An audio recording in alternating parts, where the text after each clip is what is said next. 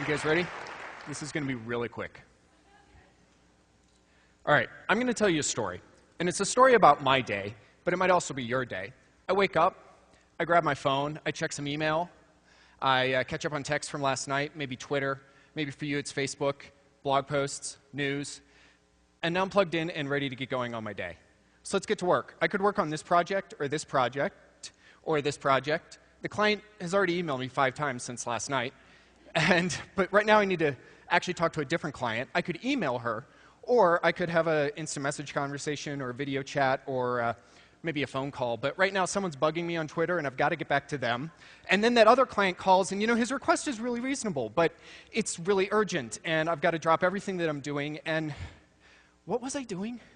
It doesn't matter. It's lunchtime. And what did you have for lunch today? I mean, I bet it wasn't the same thing you had yesterday or the day before that or the day before that. But let's get back to work. I like to listen to music while I work. My phone's got a few thousand songs, but with the internet I can stream just about anything. I need to work out after work. I could go for a swim or go rock climbing or maybe a bike ride or do some yoga, but I'm going to head out on a trail run. Then I'm going to run some errands, and you know what? They're out of my favorite kind of toothpaste, and there's like 4 other kinds in the same brand, but there's like 20 on the shelf in front of me. Back home I'm going to watch some TV, and while watching TV, cable gives me a few hundred channels, but the internet gives me just like anything. Or I could read a book. I've got 4 or 5 books I'm reading at any given time, but I've got access to a lot of things. And you could tell me about a book, and I could actually be reading it pretty much by the time you're done telling me about it. So we live in this world full of abundant choice, and it's really awesome. I mean, I could get on a plane and fly anywhere tomorrow, but that choice comes with a cost.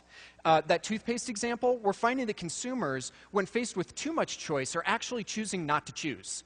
It's just easier to not make a choice and have those choices be made for you. So what does that have to do with minimalism? Well, minimalism is this idea of taking things and stripping them down to hopefully make them a little better. It's maybe that less is more, or as Dieter Rams says, less is better. And we can take some of those ideas and move them into our daily life. But it's not about just stripping everything away. It's about curating our lives actively, removing distractions, removing something before adding something new, or finding that white or negative space in life. It's about changing the way we do something so that we can focus better. So how are you doing these things every day?